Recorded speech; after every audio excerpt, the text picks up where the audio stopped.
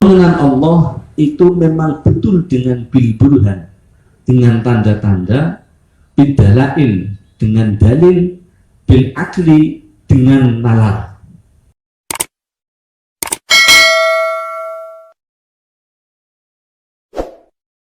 Assalamualaikum warahmatullahi wabarakatuh. Bismillahirrahmanirrahim. Alhamdulillahilladzi manna alaina bi ni'matil imani wal islam wa hadana ala dinil islam. Wassalatu wassalamu ala rasulillah Muhammadin sallallahu alaihi wasallam wa ala alihi wa sahbihi wa alaina ajma'in, amma ba'd.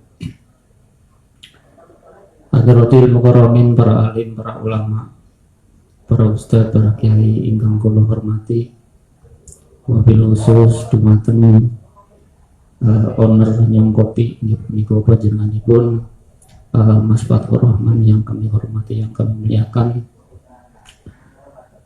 Ugi dumateng Mas Kiai Idris Salis ingkang alhamdulillah sampun hadir teng mriki majelis.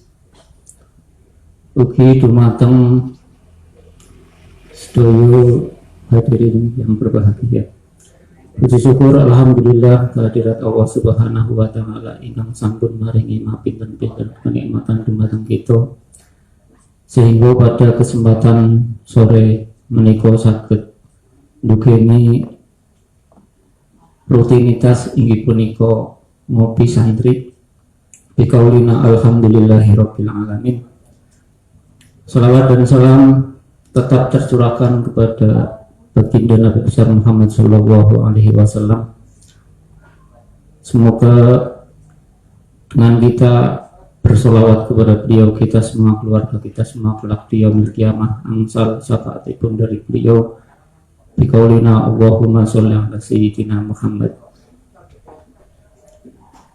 Kelajenganipun inggih punika nerasaken pengawasan inggih punika kitab Ihya Ulumuddin Al-Mukhtasar inggih punika karanganipun Syekh Abu Hamid Muhammad bin Muhammad Al-Ghazali.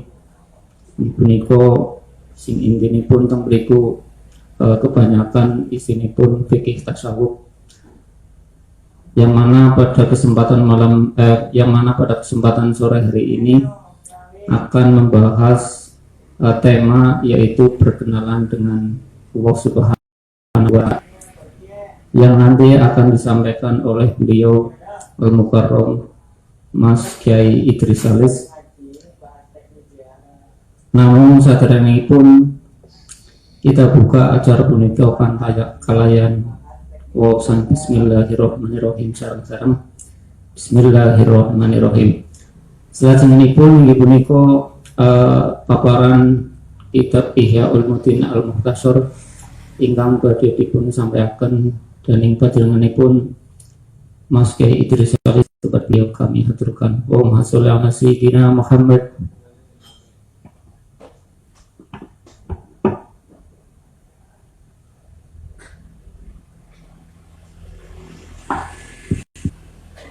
Assalamualaikum warahmatullahi wabarakatuh.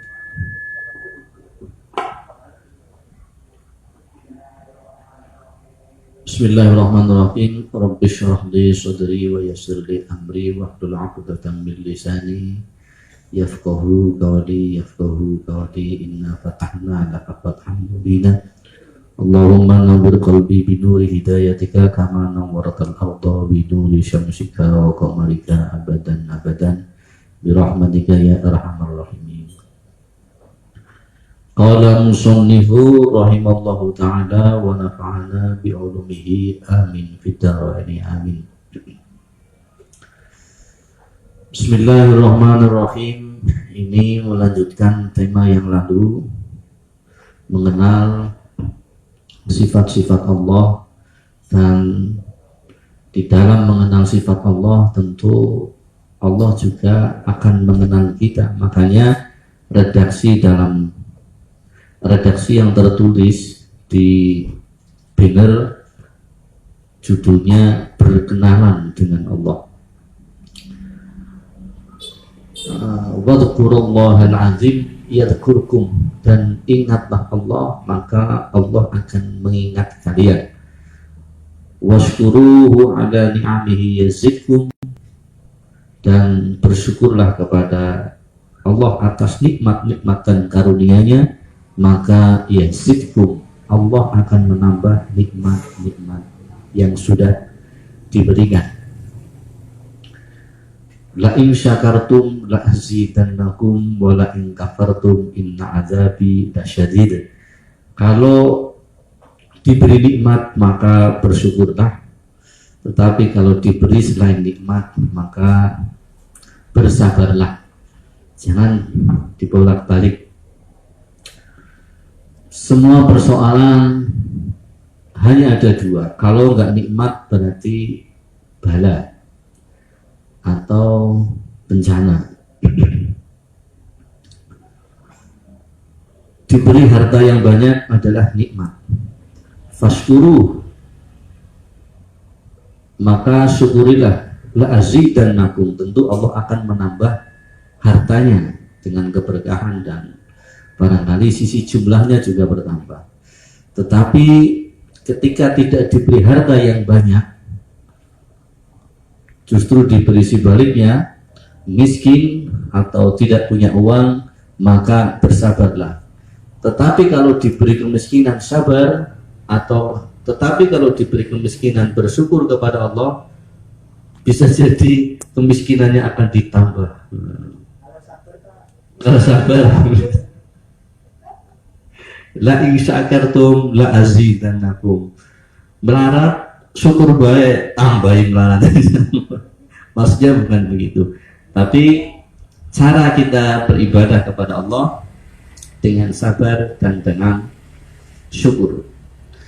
Bismillahirrahmanirrahim. Wala yu'ariduhu, dan tidak menentang kepada Allah. Apa yang tidak menentang? Fana'un wala mautun, kerusakan dan kematian. Allah itu menguasai dan mengendalikan kerusakan, mengendalikan kematian. Tetapi Allah tidak akan pernah bisa dikendalikan oleh kerusakan atau bahkan kematian.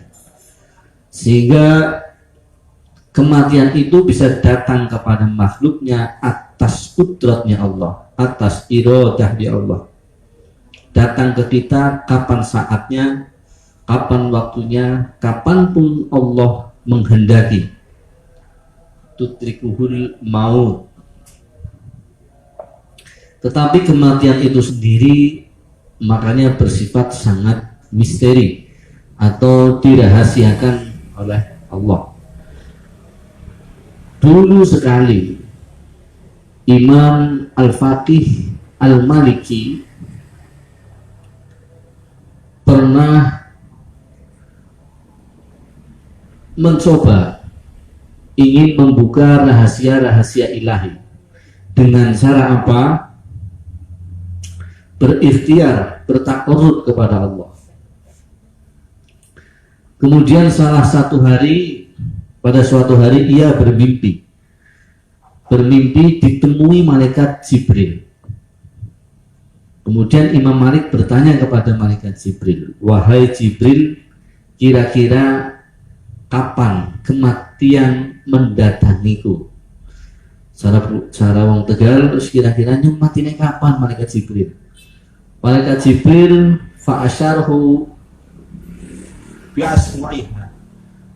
Malaikat Jibril itu mengisyarahkan kepada Imam Malik dengan begini.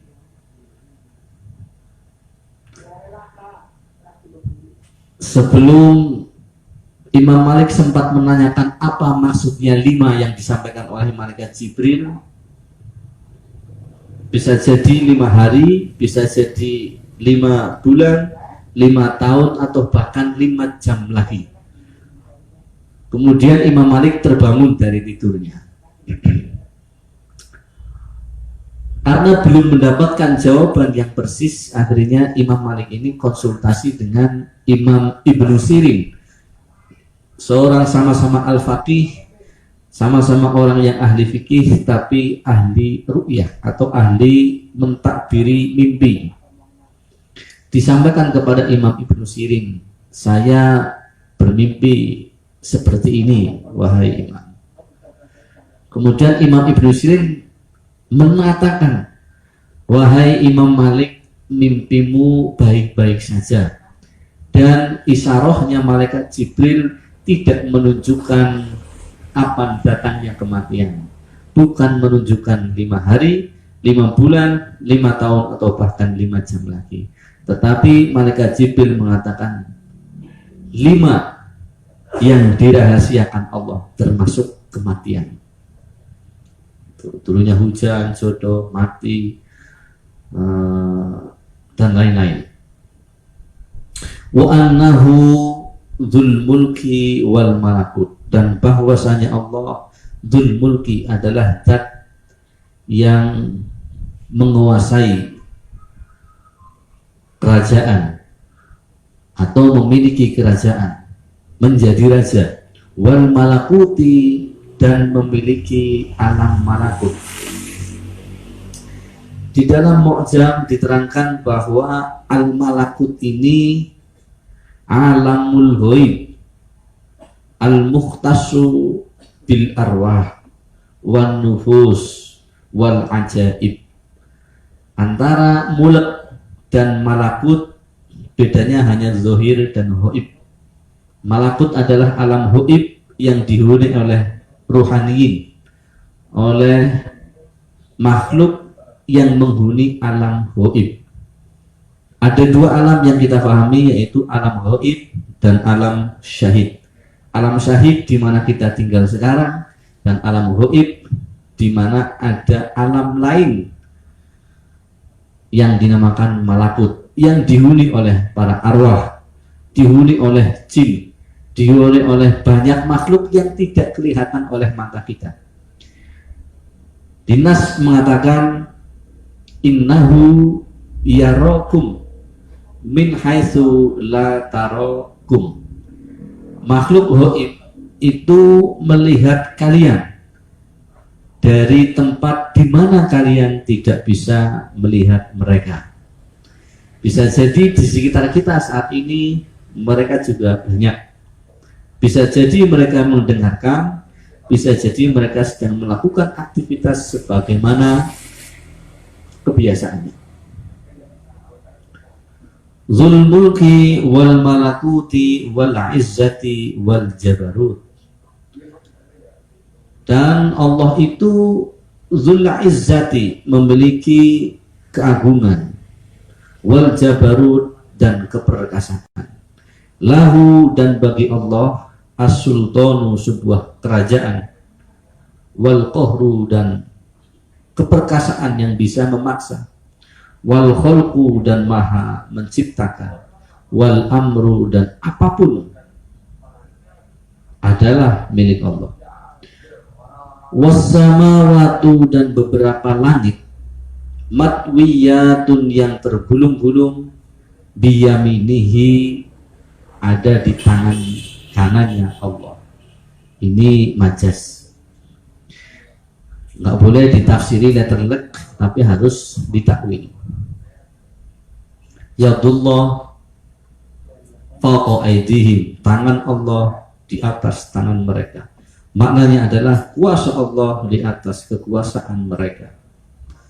Bukan saja di atas kekuasaan seorang bupati, tetapi lebih dari itu, Allah berkuasa lebih dari gubernur, presiden, atau siapapun orang yang paling kaya di muka bumi. Wa annahu al-munfaridu bil khalqi, dan bahwasanya Allah al-munfaridu, secara sendiri, artinya tidak butuh bantuan orang lain, bil khalqi, di dalam menciptakan, wal ikhtira'il mutawahhidi, dan di dalam keesaannya, bil ijadi, dan di dalam menciptakan atau mewujudkan, wal ibda'i, dan di dalam merekayasa atau memulai. Khalaqal khalqa, Allah juga menciptakan makhluk, wa a'malahum, dan perbuatannya makhluk, wa qaddara, dan menentukan kadarnya atau mengira-ngira atau menghitung, arzaqahum, kepada rizki-rizkinya makhluk, wa ajalahum, dan ajalnya makhluk. La tuhsa, dan Allah tidak terhitung. Apa yang tidak terhitung? Makduratuhu, sesuatu yang dikuasai oleh Allah. Wala tatanaha, dan tidak bisa berhenti, tidak bisa dihentikan. Apa maklumatahu, ing sesuatu yang diketahui oleh Allah, tidak bisa dihentikan oleh al-ilmu, sebuah ilmu pengetahuan. Sifat yang disampaikan oleh Imam Ghazali sebegitu banyak hingga hampir 3 halaman ditulis di kitab ini. Maksud beliau adalah ingin mengenalkan bahwa Allah serba maha baik dengan sifat-sifatnya yang luhur, tetapi pengenalan Allah secara verbal tentu akan mengurangi sifat keluhuran Allah itu sendiri, karena pengenalan secara verbal pasti memiliki batas, di mana batas itu ada dalam imajinasi kita masing-masing. Tinggi, Allah sangat tinggi, Allah sangat besar, Allah sangat luhur, Allah bahkan ada di mana-mana. Dengan pensifatan seperti ini tentu akan membuat imajinasi, membuat ilustrasi oleh orang yang mengucapkan dan orang yang mendengarkan. Bisa jadi anak kecil bertanya dengan orang tuanya, "Bapak, Allah ada di mana?" Maka seorang bapak akan menjawab, "Allah ada di mana-mana." Kalau begitu, Allah tidak satu dong, Pak. Allah ada di mana-mana dengan kesatuannya. Tentu anak kecil tidak bisa menerima konsep di mana-mana, sementara Allah itu tauhid, Allah itu ahad, Allah itu satu. Maka dengan metode atau dengan cara untuk mengenalkan kepada anak-anak, bisa menggunakan Allah bersemayam di arsy, tetapi Allah bisa jadi lebih dekat daripada urat nadi kita atau urat leher kita. Artinya, mengenal Allah itu memang betul dengan bil-burhan, dengan tanda-tanda, bidalail, dengan dalil, bil akli, dengan nalar. Tetapi kapasitas nalar, kapasitas dalil dan burhan itu akan berkembang sesuai dengan kemantapan atau kebulatan hati setiap orang, kemantapan pikiran setiap orang, kedewasaan setiap orang. Allah ada di mana? Allah ada di mana-mana. Anak kecil akan mengatakan, "Bapak bodoh, anggar di mana-mana berarti Gusti Allah jumlahnya enggak satu, berarti akeh. Kalau begitu banyak dong, Pak. Allah ada di mana-mana tetapi tidak ada di mana." Itu akan lebih menyulitkan. Tetapi jawaban yang sementara ini untuk anak kecil harus selalu diperbaharui. Kemudian jawaban untuk orang awam, jawaban untuk orang yang alim, sampai kemudian kita betul-betul merasakan bahwa Allah itu wujud bukan dengan akal dan pikiran, tetapi dengan qulub, tetapi dengan hati nurani. Sudah pernah saya sampaikan bahwa sesuatu yang diciptakan oleh Allah semuanya bersifat mungkin, tetapi Allah bersifat wajib. Sesuatu yang mungkin tidak bisa menjadi indikator keberadaan yang wajib. Al-mumkinat la tushtaru bil wujub. Sesuatu yang mungkin tidak mungkin. Sesuatu yang mungkin tidak dapat dijadikan sebagai bukti. Suatu hari di siang bolong, jam 11 siang, jam 10 pagi, barangkali kita berdiri di tengah lapangan, maka bayangan kita akan ada di sebelah barat. dan bayangan itu adalah mungkinat. Dan ketika jam 12 persis bayangan kita hampir tidak ada. Ketika jam 4 sore bayangan kita ada di timur, dan kita akan mengatakan saya ada karena bayangannya. Allah ada karena ada yang mungkin atau ada ciptaannya. Tetapi pada kondisi tertentu kita tidak punya bayangan sama sekali. Bisa jadi kita berada di kamar yang gelap, lampu yang gelap, dan hampir tidak bisa dilihat, tapi dirasakan suaranya, tapi dirasakan gerak-geriknya. Maka secara rasional tetap kita bisa akan mengatakan Allah atau saya wujud, saya ada, meskipun tanpa ada bukti-bukti yang bisa dilihat, tanpa ada bayangan, tanpa ada mungkinat, tanpa ada sesuatu yang pernah diciptakan. Sebagaimana Allah dulu juga ada satu waktu di mana Allah belum menciptakan alam semesta, Allah belum menciptakan bumi dan langit, tetapi kita akan mengatakan Allah tetap wujud meskipun tanpa ada langit, tanpa ada bumi, tanpa ada surga, dan tanpa ada neraka. Kita tetap akan mengatakan Allah wujud, Allah qadim. La wala tatanaha ma'lumatahu al-ilmu. Ilmu pengetahuan tidak akan bisa menjangkau ilmunya Allah. Wa annahu alimun bijami'i ma'lumat. Bahwa Allah itu zat yang maha mengetahui kepada segala sesuatu yang diketahui. Muhitun bima yajri, dan Allah mencakup, meliputi semua sesuatu yang bergerak atau berjalan atau terjadi, min tuqumil ardin, dari bumi yang paling dasar, ila a'las samawati, sampai kepada langit yang paling tinggi. Semua pergerakan yang ada di alam semesta ini Allah mengetahuinya. La ya'zubu, dan tidak bisa sembunyi, an ilmihi, dari pengetahuannya Allah. Apa yang tidak bisa sembunyi? Mithqalu dzarratin, sesuatu yang paling kecil. Bahasa fisikanya adalah atom atau ion atau molekul atau partikel.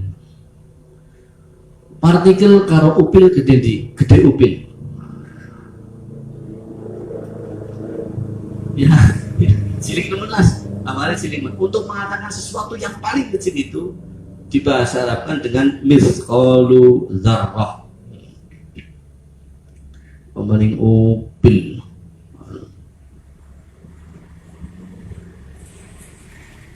Bal ya'lamu dabiban namlati, tetapi Allah mengetahui dabiban namlati, langkahnya semut, as-saudai, yang hitam. Allah itu tahu semut lagi melihat semut yang hitam. Ala sokhroti sommai, ala sokhroti, di atas batu, as-sommai, yang hitam kelam. Meskipun semut itu berjalan di atas batu yang hitam. Fi lailatiz zulmai, lailatiz zulmai. Kalau zulama itu jamaknya zalim atau orang yang jahat, tapi kalau gelap itu zulma. Fi lailatiz zulmai, di malam yang gelap. Wa yudriku, dan tahu, harokata dzarri, pergerakannya apa mau? Ion atau partikel. Wa harokata dzarri, dan pergerakannya partikel.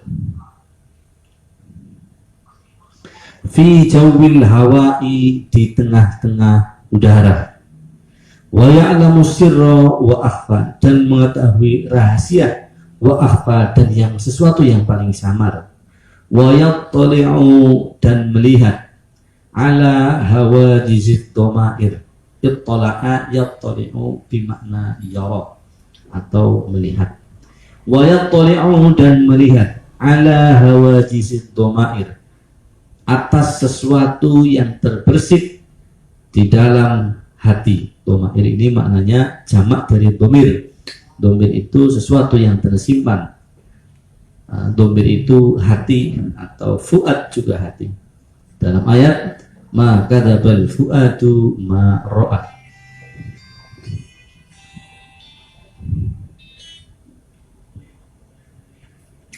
Wa harakatil khawatir, dan pergerakannya sesuatu yang muncul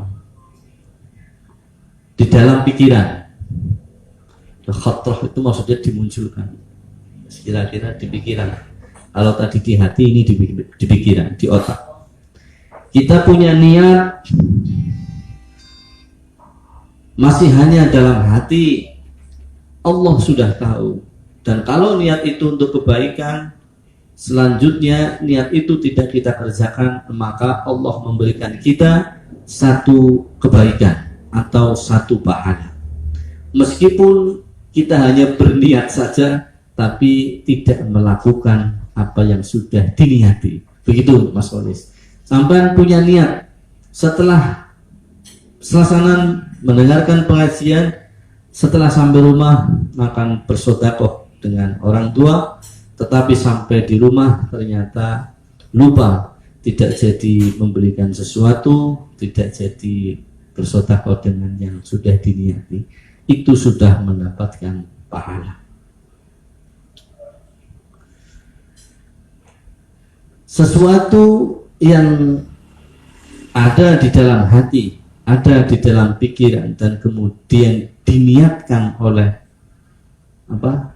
lisan, itu menurut Imam Syafi'i akan menguatkan atau membulatkan hati kita.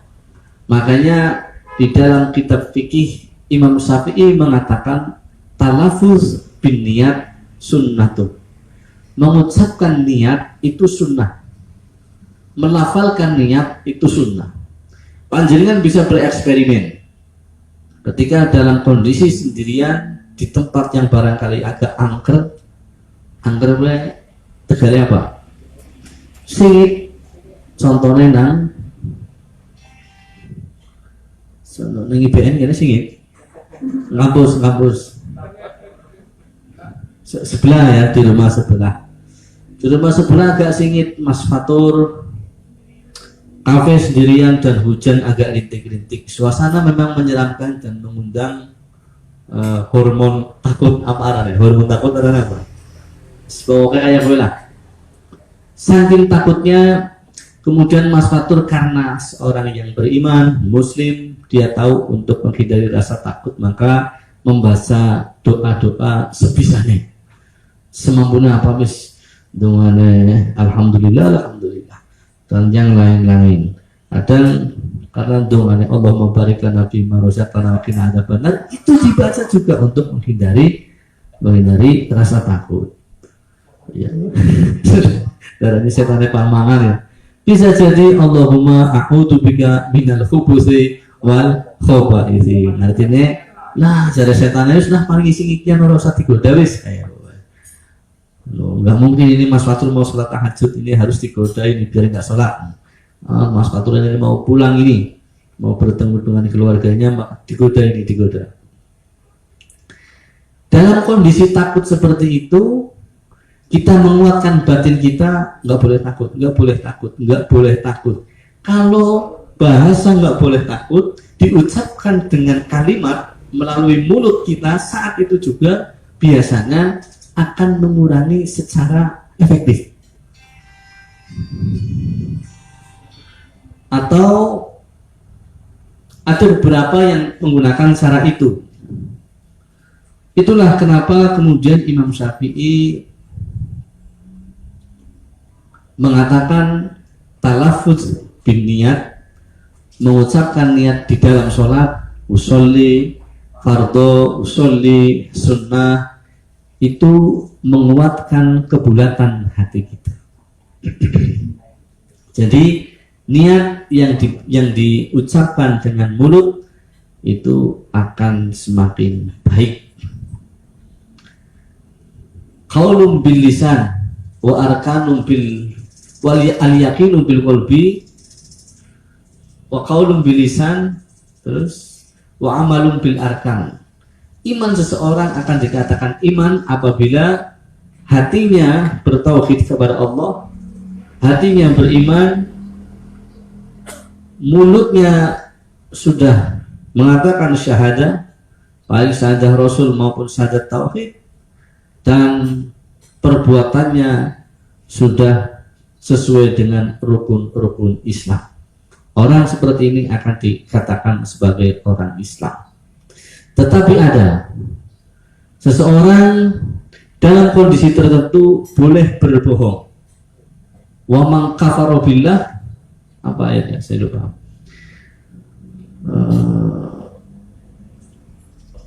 Mutmainnun fil qulub, kelingan. Ada seorang sahabat namanya Yasar. Yasar ini dulu menjadi budaknya paman Nabi yang namanya Abu Jahal. Setelah Yasar masuk Islam, dipaksa kembali untuk kafir oleh Abu Jahal dan Yasar tidak mau. Kemudian Yasar dibunuh karena keislamannya. Kemudian setelah itu istrinya istrinya Yasar juga dipaksa untuk kembali dan keluar dari agama Islam. Begitu juga istrinya sama seperti Yasar, tidak mau kembali kafir dan akhirnya dibunuh oleh Abu Jahal. Yang terakhir anaknya, yaitu Ammar bin Yasar. Ammar bin Yasar setelah dipaksa oleh Abu Jahal untuk kembali ke agama mereka dan keluar dari agama Islam, di hadapan Abu Jahal karena diancam akan dibunuh, Ammar bin Yasar mengatakan, baik, saya akan keluar dari agama Islam. Kemudian setelah itu ia dibebaskan. Setelah bebas, Ammar lari mengadu kepada Rasulullah. Dan setelah sampai di Rasulullah, ditanya, memangnya kamu keluar dari Islam? Enggak Rasul, saya cuma pura-pura. Oh ya, gak apa-apa lah. Kalau pura-pura nggak apa, betul Rasul, nggak apa-apa, nggak apa-apa. Kalau begitu pura-pura lagi nggak apa-apa, nggak. Artinya itu sekali dalam kondisi darurat. Kondisi darurat yang mengancam nyawa, mengancam keturunan, mengancam agama, mengancam jiwa. Bukan dalam kondisi melamar seorang perempuan, anaknya orang Nasrani, kemudian berpura-pura, oh saya juga mau Nasrani, yang penting anak hampen mau dengan saya. Itu bukan dalam kondisi darurat. Ya Mas Fatis ya? Itu bukan dalam. Atau Ustadz Khairul Rasyid untuk membuat proposal ini lebih meyakinkan, proposal kerjasama tentang pembangunan gedung, dan ternyata bos ini agamanya bukan beragama Islam. Kemudian dengan cara meyakinkan, wah sama, saya Islam bisa, Kristen juga bisa, yang penting proposal ini buru-buru ditandatangani. Itu bukan dalam kondisi darurat. Setelah itu Rasul mengatakan, nggak apa-apa. Ada 3 keadaan. Keadaan yang pertama, orang zuhud, orang tasawuf akan mengatakan kondisi apapun, baik mengorbankan nyawa, baik mengorbankan harta, sekali Islam tetap Islam.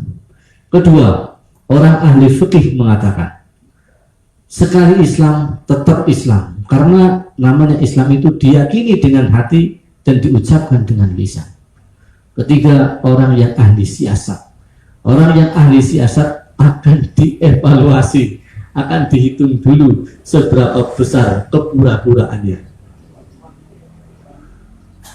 Ada satu tamsil atau contoh cerita. ada 3 orang ahli tasawuf, ahli fikih, ahli hukum, maksudnya ahli hukum Islam. Terus yang ketiga ahli berpolitik, bukan Ustadz Khairul Razik, bukan, tapi memang betul-betul seorang pakar politisi. Dipaksa oleh raja, 3-tiganya ini dipaksa oleh raja. Udkhul, masuklah kamu, hadzal bait, kepada rumah ini, wa'bud, dan sembahlah al-asnam, dan sembahlah berhala-berhala yang ada di dalam rumah.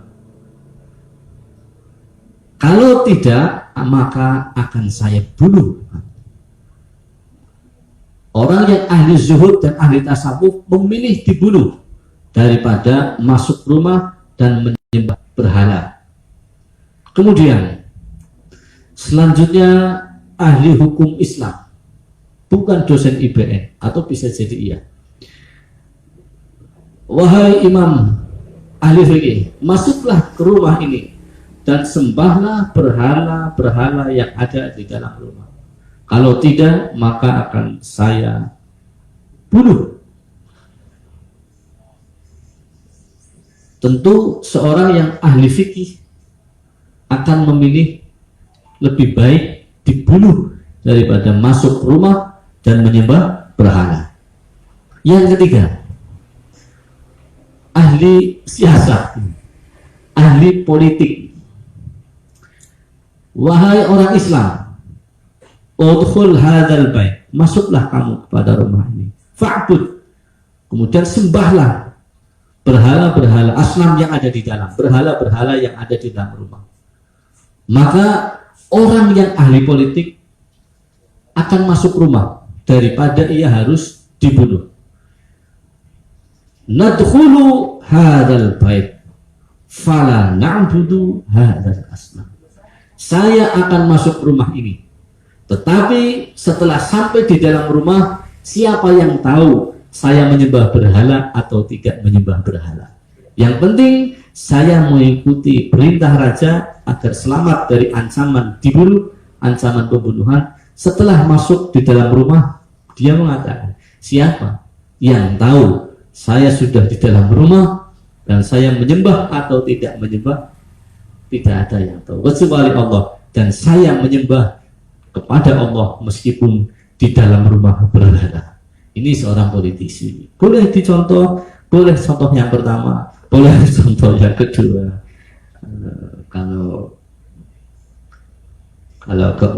Kalau nggak begitu darurat ya nggak usah. Kalau soal perempuan, ya mending jangan dilanjutkan kalau berbeda agama. Kalau terpaksa ya diajak masuk Islam dulu.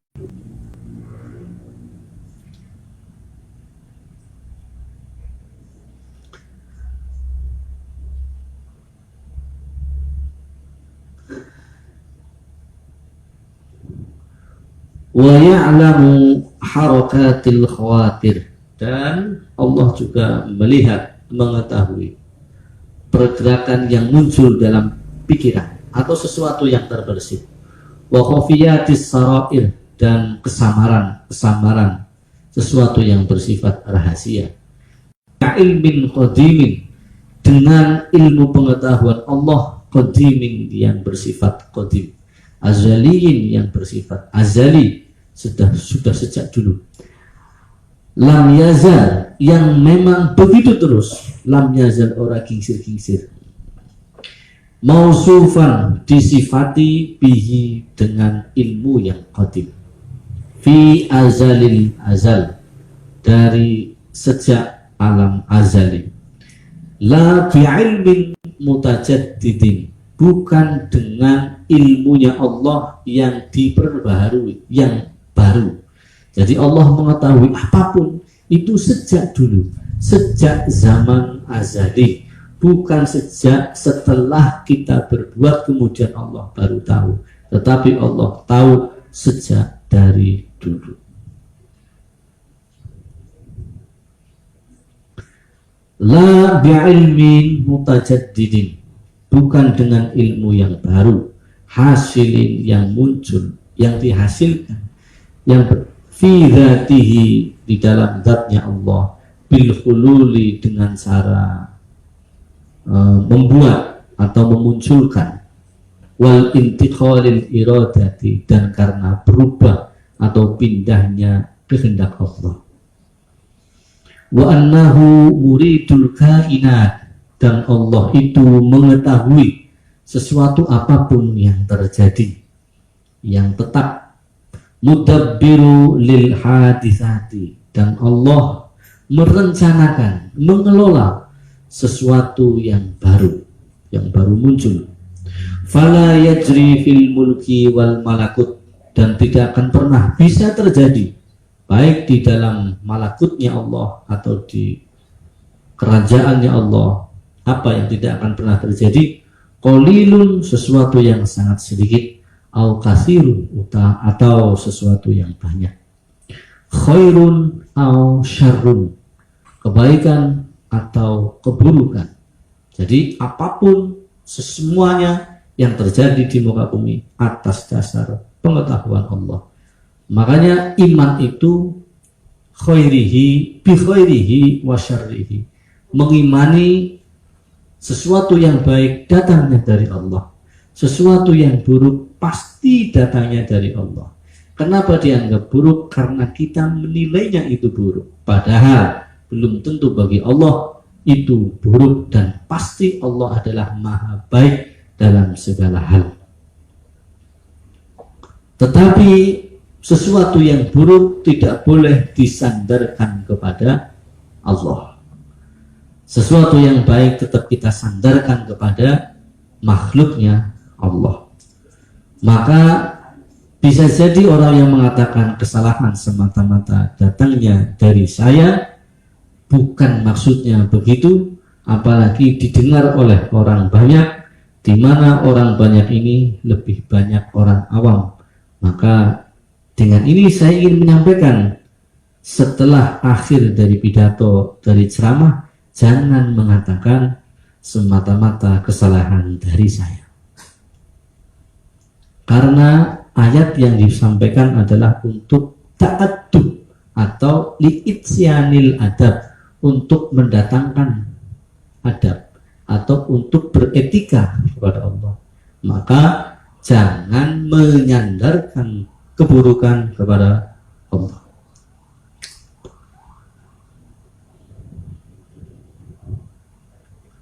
Naf'un au dhurrun, baik kemanfaatan atau kerusakan.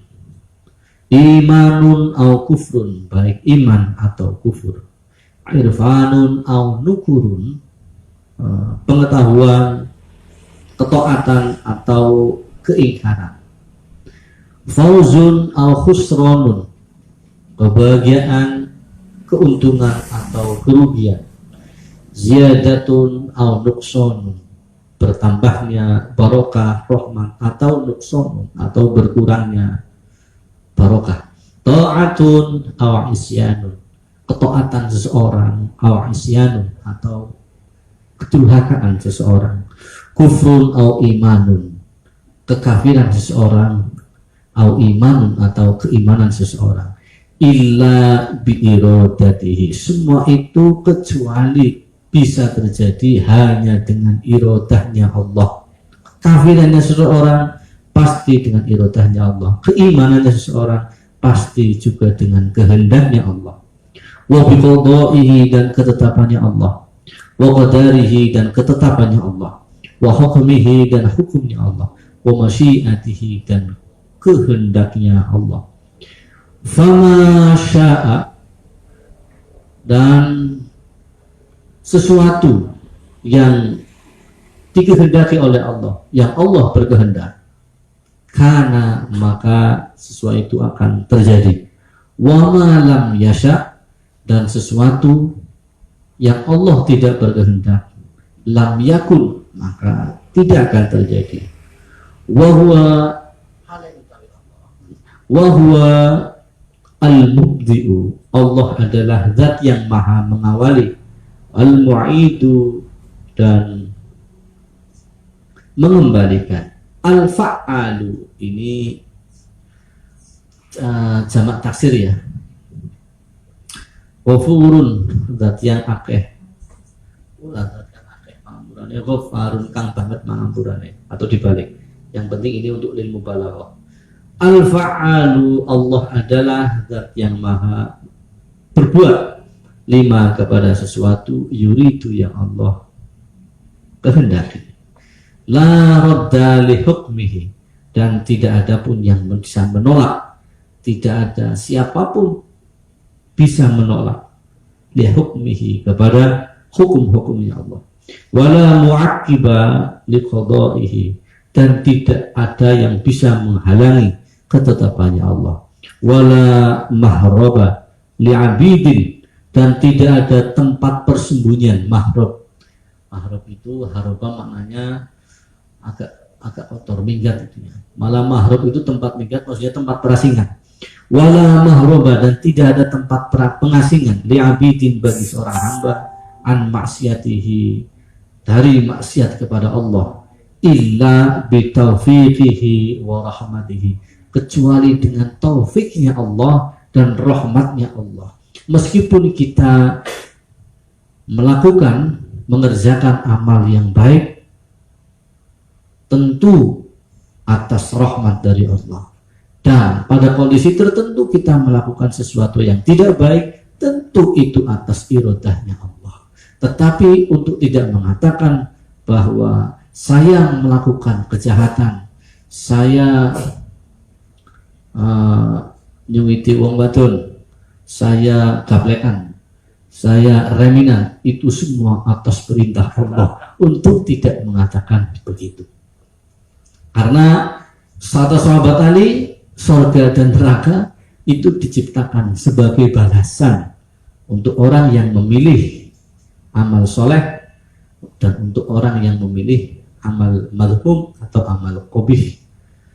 Amal yang baik maka balasannya adalah surga, dan amal yang tidak baik adalah balasannya adalah neraka. Seandainya semua adalah perintah Allah, baik yang jahat maupun yang baik, dan kita tidak akan dituntut pertanggungjawaban atas amal kita, baik yang baik maupun yang tidak baik, maka tentulah surga dan neraka tidak pernah menjadi sebuah balasan. Dalam konteks tertentu, surga adalah sebuah motivasi agar kita mengenal diri kita, agar kita mengenal dan bisa mencari ridha Allah dengan semangat. Karena seorang karyawan, Mas Restu, yang lain-lain tentu akan lebih semangat kalau seandainya sang majikan memberi iming-iming sepeda motor baru, laptop baru, anggaran nyambut gawane genteng. Dan surga itu sebenarnya sebuah motivasi agar kita semangat beribadah. Bagi beberapa orang yang betul-betul sudah sampai kepada ma'rifat billah, mereka akan mengatakan, apalah artinya surga bagi saya, yang penting mahabbah, yang penting ridha Allah, dan yang penting semua yang saya lakukan saya persembahkan kepada Allah untuk mendapatkan ridhonya. Kebiarang menulah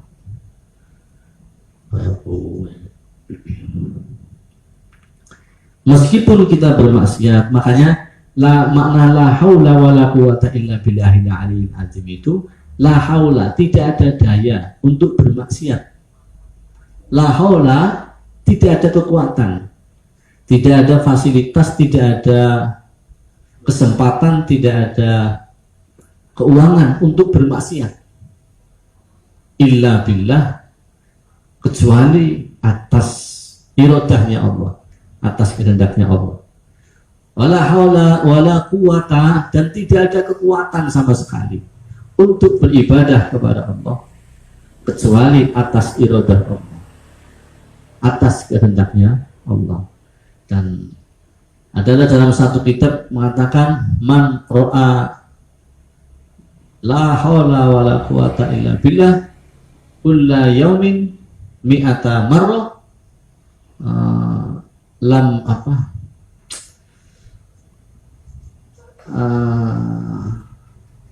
lam yusibhu al fukru abadan.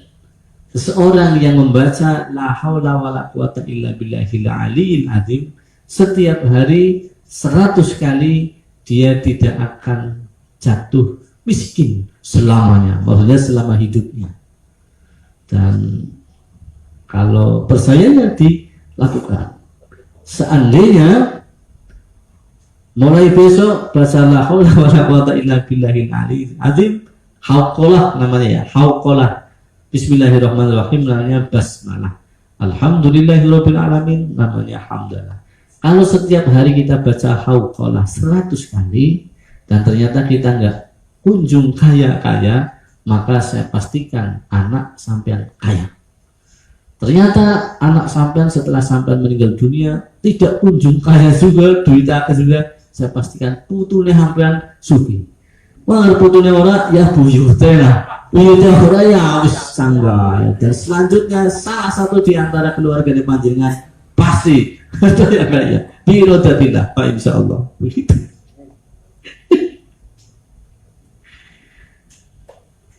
Mana.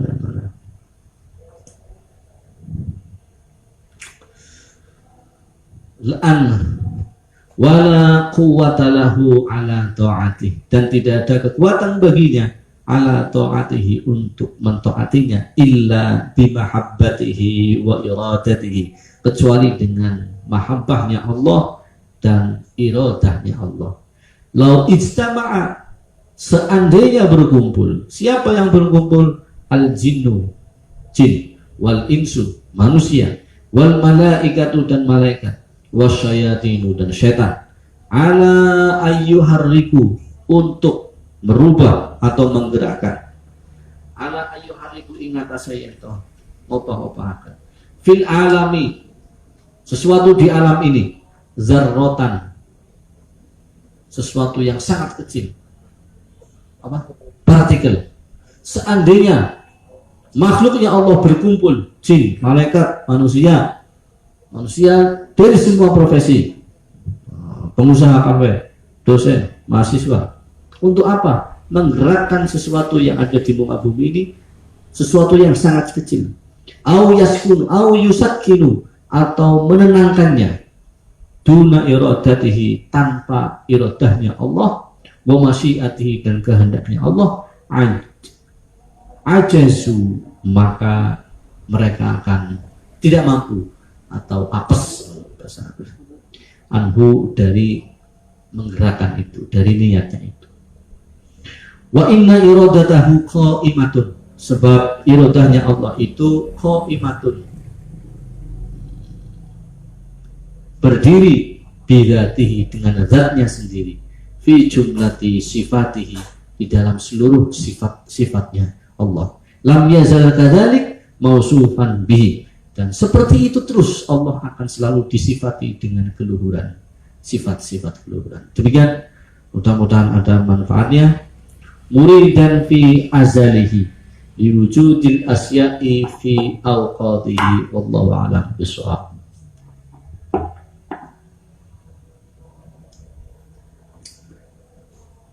Matur suwun kami sampaikan kepada beliau Mas Kiai Idris Alis yang telah menerangkan secara umum ini punika sifat wajib bagi Allah Subhanahu wa taala, yang tadi banyak diterangkan ini punika sifat alim atau sifat mengetahui kepada makhluknya. Dalam tema perkenalan dengan Allah, memang kita sebagai hamba harus tahu sifat wajib, sifat mustahil, dan juga sifat jaiz bagi Allah Subhanahu wa taala, yang mana ada ayat, jadi dulu ada ayat yang insya Allah wa idza sa'alaka ibadi anni fa inni qarib. Jadi Gusti Allah Subhanahu wa taala memberikan wahyu kepada Nabi Muhammad SAW ketika memang umatnya tanya kepada panjenengan jawab saja ketika tanya permasalahan dengan Allah Subhanahu wa taala, tanya tentang Allah Subhanahu wa taala, jawab saja fa inni qarib. Jadi apa yang tadi sudah disampaikan oleh Mas Kiai Ibu Niko, Allah itu lebih dekat dari urat nadi. Ya, itu memang ada ayat yang seperti itu, fa idza sa'alaka ibadi fa inni qarib. Dan juga Allah Subhanahu wa taala juga alimun bidari sudur. Jadi sudah tadi diterangkan oleh beliau, Gusti Allah itu maha mengetahui apapun yang pemberontak, apapun yang terbesit, apapun alam gaib dan apapun lah, itu memang Allah mengetahui. Mungkin penjelasan dari beliau sudah cukup, barangkali dari panjenengan kabeh. Oke.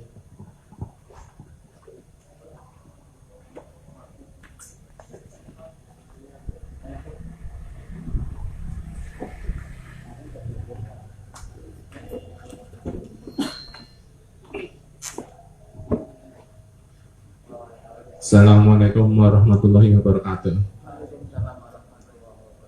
Saya mau membahas atau bertanya tentang keikhlasan. Seumpama kalau di wilayahnya perkantoran, ya, di rumah sakit, samsat atau di puskesmas atau di mana saja wis, ya, di mana dia berada. Kalau untuk posisi customer service kan biasanya harus salam, sapa, senyum, ya. Itu slogannya kayak gitu. Terus bagaimana dengan, ya, seorang CS atau customer service yang senyumnya hanya, ya, untuk slogan saja, slogannya kayak gitu sih, ya. Tapi dia sudah sakit sama keluarga atau sama pimpinannya, lagi diomongin, ya. Kon kerjanya pipin sih, hasilnya gigi terus, nah, oh yang domongi karo atasannya. Nah, yang senyum itu kira-kira bisa dapat pahala apa enggak gitu, menurut itu. Terus yang kedua, kalau seumpama orang yang mau bersedekah atau beribadah dengan mendonorkan darah, seumpama orang itu sudah niat, ya, ikhlas, ketika ngisi formulir atau di tensi nadinya tinggi, jadi dia gagal atau nggak lulus, suruh ya besok aja atau kapan-kapan nggak apa-apa, itu pahalanya bisa ibadahnya bisa diterima apa enggak, dapat pahala apa enggak. Terus kalau ada orang seumpama datang donor darah, nah, dia tujuannya ya hanya untuk apa, hadiah kupone anak hadiah payungnya tak nyari sana di apa-apa, ya, itu orangnya hanya itu. Tapi kalau untuk keikhlasan dia nggak tahu apa-apa, misalkan, ya, dia orangnya orang awam seperti biasa kan, biasanya kalau donor darah kan ada tulisan tentang sukarela apa gitu. Itu kesimpulannya bisa diterima apa enggak bahannya gitu. Wassalamualaikum warahmatullahi wabarakatuh. Terima kasih Mas Nur Khodis. Pertama saya ingin menyampaikan tabassumuka ila wajhi akhika shadaqatun. Senyumnya panjenengan kepada temannya panjenengan itu dianggap sedekah, atau hanya senyum saja dinilai sedekah. Tetapi ada satu profesi yang memang wajib senyum, contohnya di Kieta Maret. Apa Kieta Maret itu? Kieta Maret itu toko retail Ansor yang sudah tersebar di mana-mana. Selamat datang di taman, seperti itu. Dan karyawannya ya kayak ayu-ayu. Kalau di Nyong Cafe kan belum menerapkan itu, tetapi lebih santri kalau di Nyong Cafe. Ketemu saya salaman sungkem pasti Mas Restu dan beberapa. Di Maret-Maret yang lain selain Kieta juga menerapkan hal yang sama. Ustaz Khairul Razik, di Bank BCA, Bank Mandiri itu juga sama menerapkan senyum. Tetapi apakah senyum mereka ikhlas? Definisi ikhlas adalah al-ikhlasu sirrun. Al-ikhlasu ma istauda'tu man ahbabtu. Al-ikhlasu sirrun min sirri istauda'tu man ahbabtu. Ini hadis kursi. Ikhlas adalah sesuatu yang saya titipkan. Ikhlas adalah rahasia dari rahasiaku. Biasanya kalau dalam kaidah bahasa Arab, di depannya mufrad, di belakangnya jamak. Mestinya sirrun min asrori, satu rahasia dari berbagai macam rahasia-rahasia saya. Tetapi di hadis ini redaksinya sirrun min sirri, amrun min amri robbi misalnya. Sirrun min sirri, di depannya kata tunggal, di belakangnya kata tunggal. Artinya itu mentaukidkan, takkid, menguatkan bahwa ikhlas itu betul-betul rahasianya Allah yang dititipkan kepada hamba yang dicintai oleh Allah. Itu ikhlas. Jadi setiap orang tidak akan bisa mengukur kadar keikhlasan seseorang yang lain yang ada di dalam hatinya. Karena niat ikhlas itu min af'alil qalbiyah, bagian dari pekerjaan hati nurani. Itu bisa jadi di pekerjaan dia sangat ikhlas karena memang profesinya seperti itu. Dan ukurannya ikhlas tidak mengharap sesuatu li ajlillah illa li ajlillah, kecuali mengharap untuk pemberian dari Allah. Ada seruan dari hadis, sedekah itu akan diganti oleh Allah asru amsalihah, 10 kali lipat. Kalau kita bersedekah tapi dengan harapan dapat diganti oleh Allah, itu ikhlas karena mengharapkannya kepada Allah. Tetapi kalau mengharapkannya kepada yang kita beri, itu bukan ikhlas. Ada seorang pengemis datang ke rumah, lalu kita memberinya agak besar, 10.000. Kita berharap kepada pengemis bisa mengembalikan 100.000 sewaktu-waktu. Itu kan mimpi buruk di siang bolong, ya kan? Tetapi kalau harapan kita kepada Allah, memberikan 10.000 kepada seorang pengemis, dan pada saatnya nanti saya yakinnya Allah akan mengganti uang saya dengan nilai yang lebih banyak. Itu ikhlas. Yang penting jangan berharap kepada pengemis. Namanya bukan ikhlas. Bukan sekedar tidak ikhlas, tapi ora waras. Masa masih pengemis kita berharap pengembalian 10 kali gitu? Ora waras namanya. Apalagi donor darah meskipun nggak jadi dapat pahala. Apalagi iya enggak lah. Tetapi di tengah jalan niat itu bisa berubah. Sahabat Umar mengatakan, seseorang yang datang kepada satu majelis dan dia punya segunung dosa, maka setelah di majelis itu dia merubah niatnya, merubah pandangan dan cara berpikirnya, maka setelah pulang dari majelis dosanya akan diampuni atau akan dimaafkan oleh Allah Subhanahu wa taala. Nah, apa manik? Ya begitu. Nyambut gawe ini senyum di bank kan teller begitu ya, Mas Juman ya. Kalau di teller selamat pagi, selamat sore, ada yang bisa saya bantu? Wah, gemesin. Tapi sama suaminya sendiri di rumah minta ampun ke anaknya orang umum, ya nggak boleh begitu lah. Tapi karena apa? Standarnya adalah senyum kepada siapapun. Yang penting ada yang diajak senyum, jangan senyum sendirian. Ya itu ya. Senyum dewekan bukan cuma sekedar orang ikhlas tapi orang waras.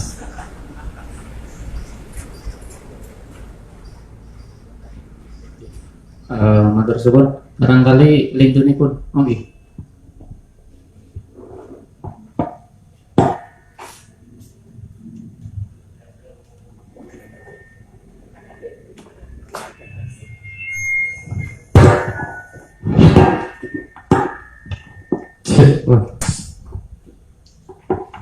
Assalamualaikum warahmatullahi wabarakatuh.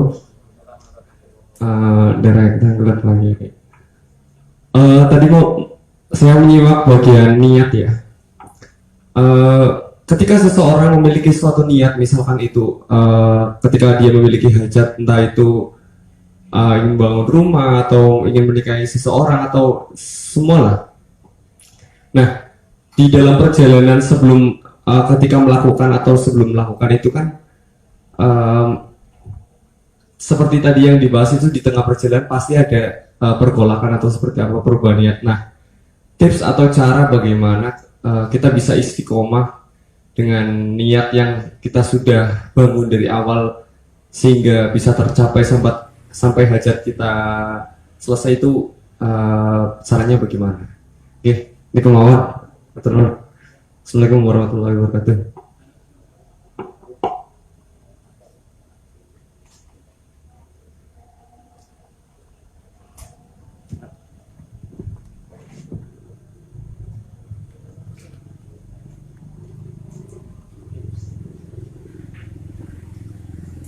Bagaimana caranya setelah kita berniat baik untuk melakukan sesuatu amal, suatu perbuatan, suatu kebaikan, dan sampai akhir atau sampai selesai kita melakukan perbuatan itu tetap istiqomah pada niat yang baik. Tentu yang pertama adalah ingat Allah, ingat niat baik, bukan ingat materi yang lain. Memang seruan ini sangat mudah disampaikan, tetapi menjalankannya sangat susah. Makanya ikhlas itu betul-betul hanya Allah yang mengetahui. Hanya Allah. Seseorang dia ikhlas atau tidak, nggak dapat. Ada seorang kiai mengatakan, ikhlas gue sampai dicokot nyamuk, orang ngeplak, itu namanya ikhlas. Ini definisi apa? Saya memahami kalau begitu juga orang ikhlas. Saya tidak akan ngeplak nyamuk kalau 100 nyamuk pun menggigit badan, tapi bukan badan saya misalnya, tapi badan orang lain. Misalnya badannya Mas Juman digerubung nyamuk dan kondisi saya agak jauh, ya tentu saya nggak bisa ngeplak. Begitu ya. Untuk kemarin sudah disampaikan, takut dengan ria, takut dengan ujub, khawatir jangan-jangan saya ria, khawatir jangan-jangan saya ujub. Maka ingatlah nikmat yang pernah kita nikmati, bencana yang pernah kita selamat, sesuatu yang dianugerahi Allah yang kita menyukainya. Dan ingatlah pada sesuatu yang kita belum pernah mendapatkan nikmat itu. Di bab-bab selanjutnya sudah disebutkan, satu saat, satu tempo kita bukan sebagai apa-apa, lam yusamma, sesuatu yang tidak pernah disebut sebagai apa-apa. Maka ketika kita takut ria, atau kita takut marah, atau takut sombong, ingatlah itu. Siapa saya? Saya juga bukan siapa-siapa.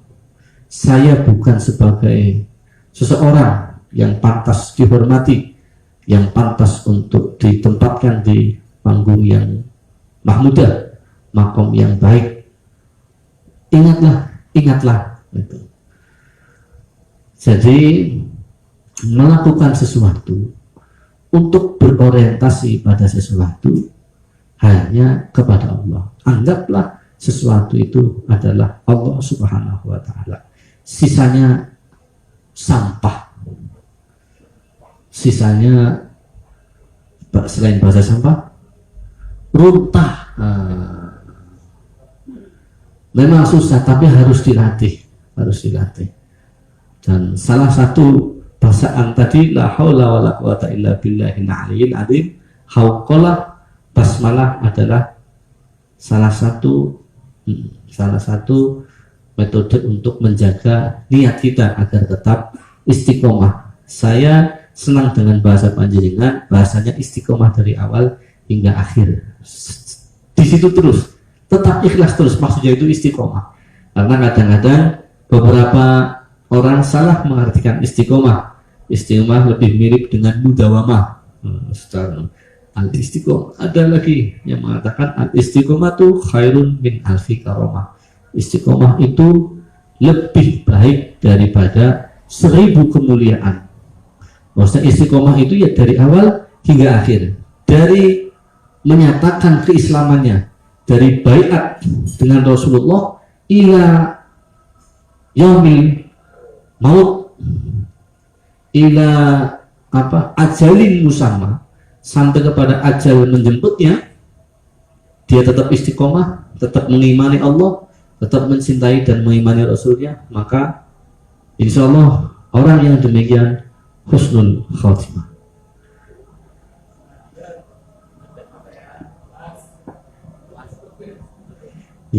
Terus kami sampaikan kepada beliau Mas Kiai Idris Salis, semoga apa yang telah disampaikan oleh beliau mengenai tema perkenalan dengan Allah bisa bermanfaat bagi kita, baik di dunia sampai di akhirat kelak. Amin amin ya rabbal alamin. Maka karena waktu sudah sore, dari kami awal sampai akhir minta maaf yang sebesar-besarnya. Bertemu lagi nanti di Selasa depan. Dari awal sampai akhir, wallahul muwaffiq ila aqwamit thoriq. Wassalamualaikum warahmatullahi wabarakatuh.